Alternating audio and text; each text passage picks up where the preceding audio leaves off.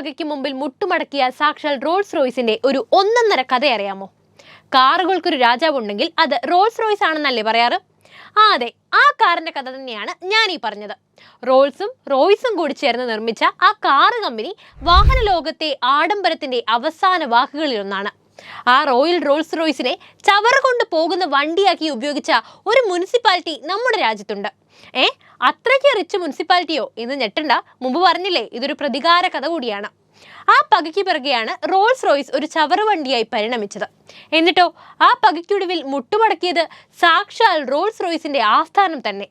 അപ്പോൾ നമ്മൾ ഇന്ന് പറയുന്നത് കോർപ്പറേഷൻ വണ്ടിയായി ഓടിയ റോൾസ് റോയ്സിന്റെ കഥയാണ്. അതിനു മുമ്പ് ഒരു ചോദ്യം, നിങ്ങൾക്ക് ഏറ്റവും ഇഷ്ടപ്പെട്ട കാർ ഏതാണ്? ഏതായാലും കമന്റ് ചെയ്യൂ. നമുക്ക് നേരെ ഈ പ്രതികാര കഥയിലേക്ക് പോകാം. വിലപിടിപ്പുള്ള സാധനങ്ങൾ വിൽക്കുന്ന ചില ഷോപ്പുകളിൽ കയറുമ്പോൾ ആളും തരവും നോക്കി കസ്റ്റമറിനെ ഡീൽ ചെയ്യുന്ന സെയിൽസ്മാൻമാരെ നമ്മൾ കാണാറില്ലേ?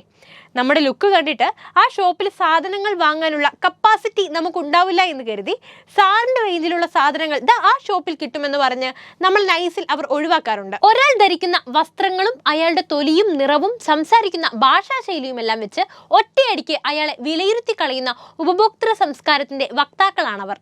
എന്നാൽ ഇങ്ങനെയൊരു ശീലം കൊണ്ട് മുട്ടൻ പണി കിട്ടിയതാണ് സംഭവം. ഇന്ത്യയിലെ അതിസമ്പന്നരായ രാജാക്കന്മാരും റോൾസ് റോയ്സും തമ്മിൽ വേർപിരിക്കാനാവാത്ത ബന്ധമുണ്ടായിരുന്നു. ഒന്നാം ലോക മഹായുദ്ധത്തിന് മുമ്പ് നിർമ്മിക്കപ്പെട്ട 20,000-ഓളം റോൾസ് റോയ്സുകളിൽ 5-1 ഇന്ത്യക്ക് വേണ്ടിയായിരുന്നത്രേ. ഇന്ത്യയിലെ ഒരു മഹാരാജാവിന് 4 റോൾസ് റോയ്സ് കാറെങ്കിലും ഉണ്ടാവണം എന്നായിരുന്നു അന്നത്തെ ഏകദേശ കണക്ക്.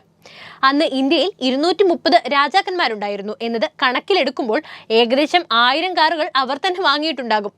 മേൽപ്പറഞ്ഞ രാജാക്കന്മാർക്ക് പുറമെ അളവറ്റ സമ്പത്തുള്ള റോൾസ് റോയ്സ് വാങ്ങാൻ പങ്കുള്ള എത്രയോ പ്രഭുക്കളും ജമീന്ദാർമാരും മറ്റും അന്ന് ഇന്ത്യയിലുണ്ടായിരുന്നു. മഹാധനികനാണെങ്കിലും ജയ്സിംഗ് വളരെ ലളിതമായ വസ്ത്രങ്ങൾ ധരിക്കുന്ന ഒരാളായിരുന്നു. അദ്ദേഹത്തിനാണെങ്കിലോ ആഡംബര വസ്ത്രധാരണ രീതി ഒട്ടും ഇഷ്ടവുമായിരുന്നില്ല. രാജകൊട്ടാരത്തിന് വെളിയിൽ ഏതെങ്കിലും വിദേശ രാജ്യങ്ങളിലൊക്കെ ചെന്നുപെട്ടാൽ പ്രത്യേകിച്ചും അദ്ദേഹത്തെ രാജാവാണെന്ന് നമുക്ക് കണ്ടാലേ മനസ്സിലാവില്ല.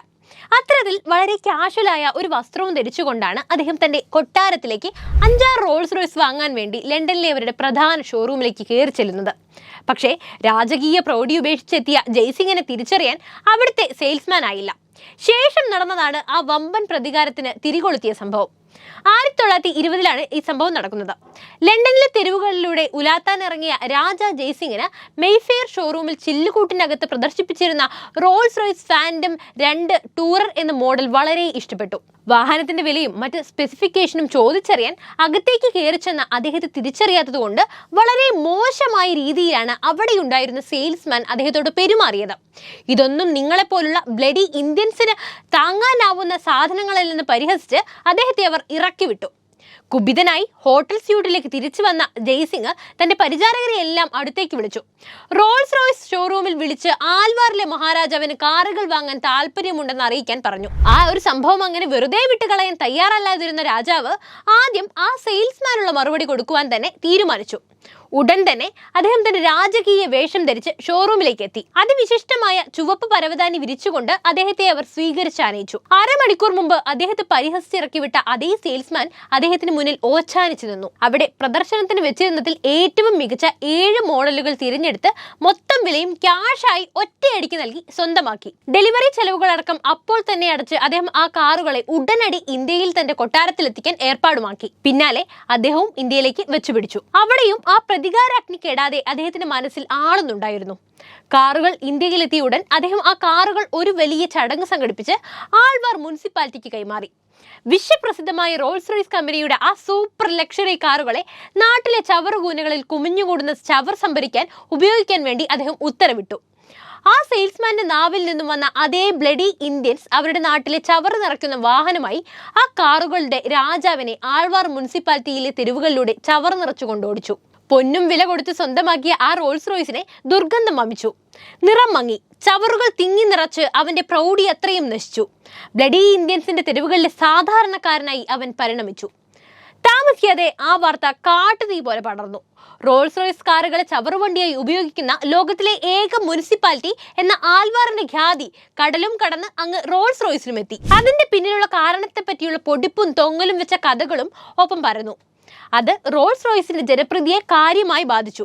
രാജകീയ വാഹനം എന്ന അഭിമാനത്തോടെ അന്നോളം റോൾസ് റോയ്സ് ഓടിച്ചുകൊണ്ട് നടന്നവർ അതേ കാറിലാണ് ഇന്ത്യയിൽ ചവറ് കോരുന്നത് എന്നറിഞ്ഞതോടെ റോൾസ് റോയ്സിനെ കൈവിടിഞ്ഞു. അവരുടെ ആഗോള വിൽപ്പന കുത്തനെ ഇടിഞ്ഞു. ആ ചവറുവാരിയെ പിന്നെ ധനികന്മാരൊക്കെ പുച്ഛത്തോടെ നോക്കി.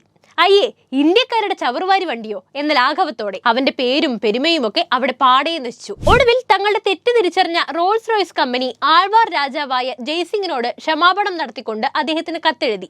അദ്ദേഹത്തിന് തങ്ങളുടെ ഗുഡ്വില്ലിന്റെ ഭാഗമായി 7 പുതിയ റോൾസ് റോയ്സ് കാറുകളും അവർ സമ്മാനിച്ചെന്നാണ് കഥ.